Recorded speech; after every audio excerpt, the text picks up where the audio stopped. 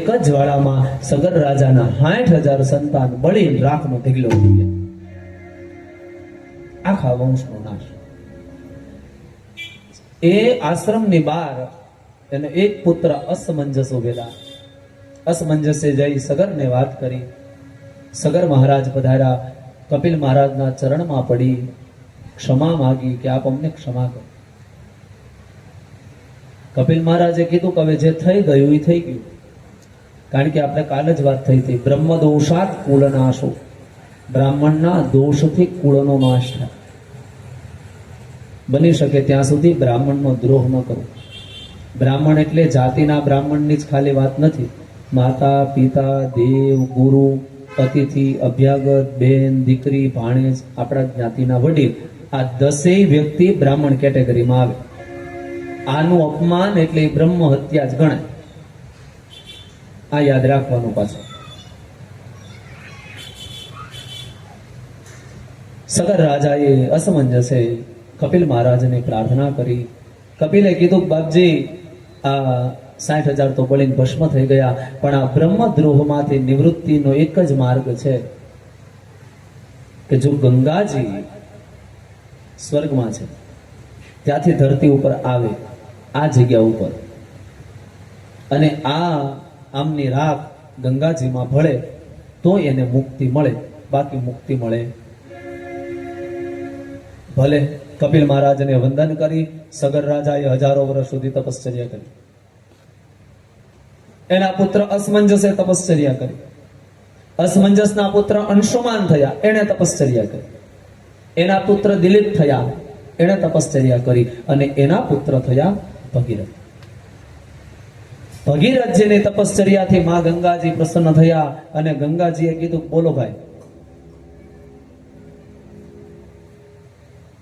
ત્યારે ભગીરથે કીધું, માં 5 પેઢીથી અમારા પૂર્વજોના ઉદ્ધાર માટે આપની તપશ્ચર્યા કરું છું, આપ પૃથ્વી પર પધારો.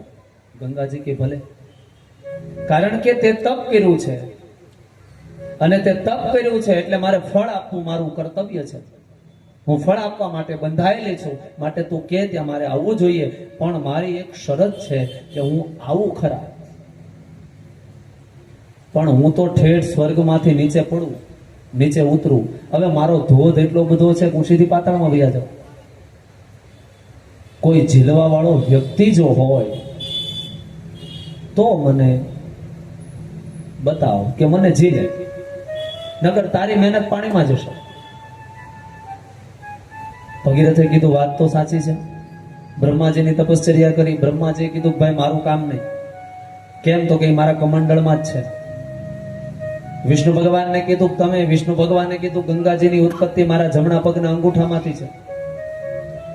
કારણ કે ગંગાજીની મૂળ ઉત્પત્તિ નારાયણના પગના અંગૂઠામાંથી છે. વિષ્ણુ પાદાગ્ર સંભૂતે ગંગે ત્રિપથગામિની. વિષ્ણુ પાદાગ્ર સંભૂતે, વિષ્ણુના જમણા પગના આગળના ભાગમાંથી, આપણે કહીએ ને આંગળીનું ટેરવું, એ અગ્ર. વિષ્ણુ પાદાગ્ર સંભૂતે,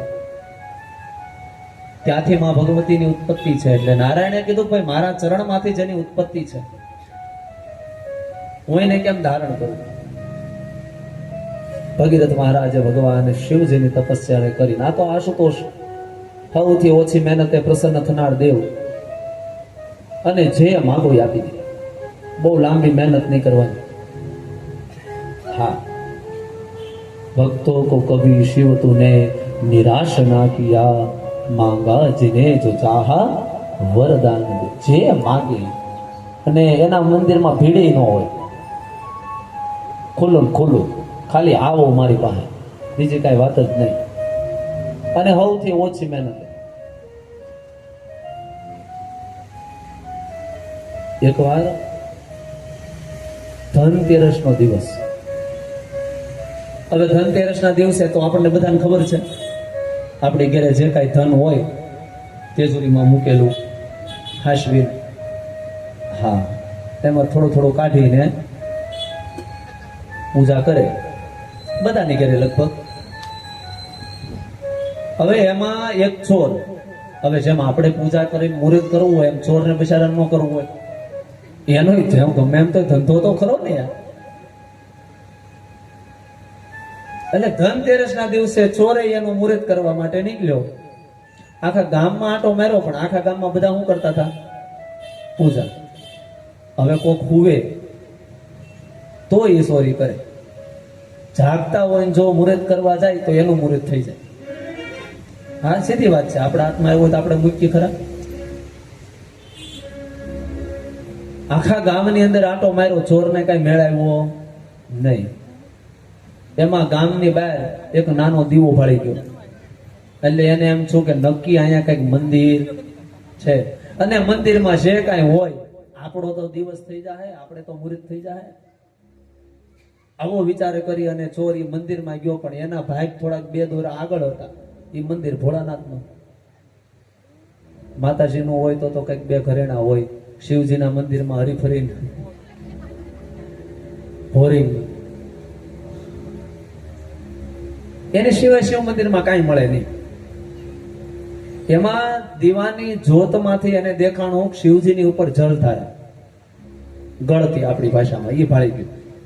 એટલે ચોરે વિચાર કર્યો કે આ જે છે ને એ લઈ લઉં, જે આવ્યું એ આપણો તો દી થઈ જાહે.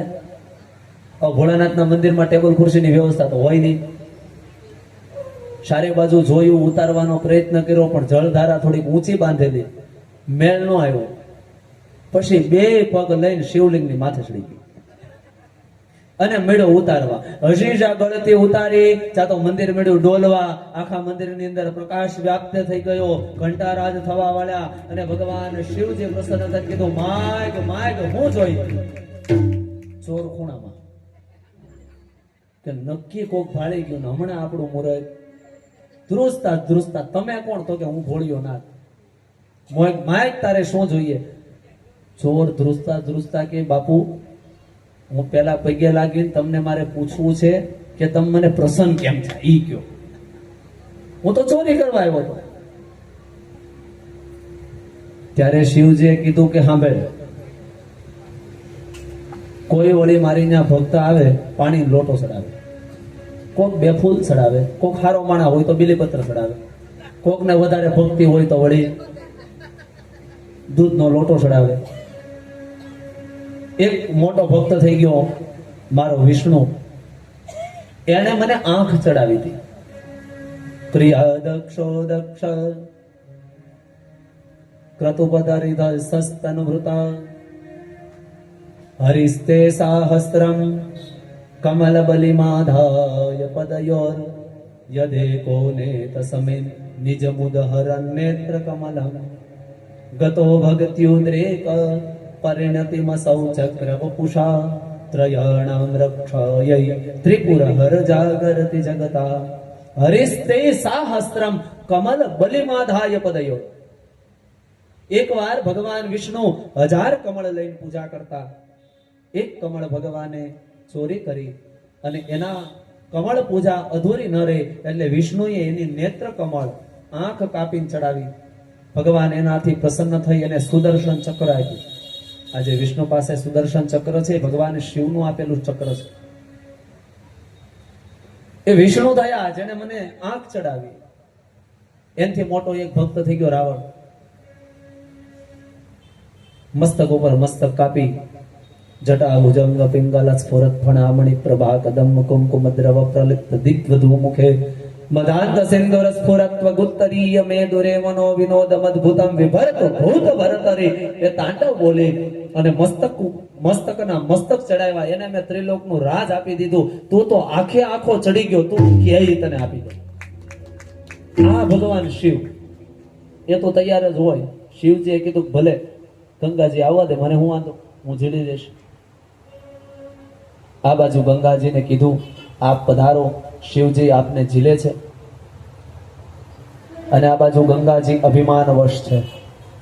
કવિ તો એનું વર્ણન લખે, અંગે અભિમાન ને આકાશથી ઉતરી પડતા ધોધમાર પાણી જટામાં ગંગાજી અટવાણી. ગંગાજી મનની અંદર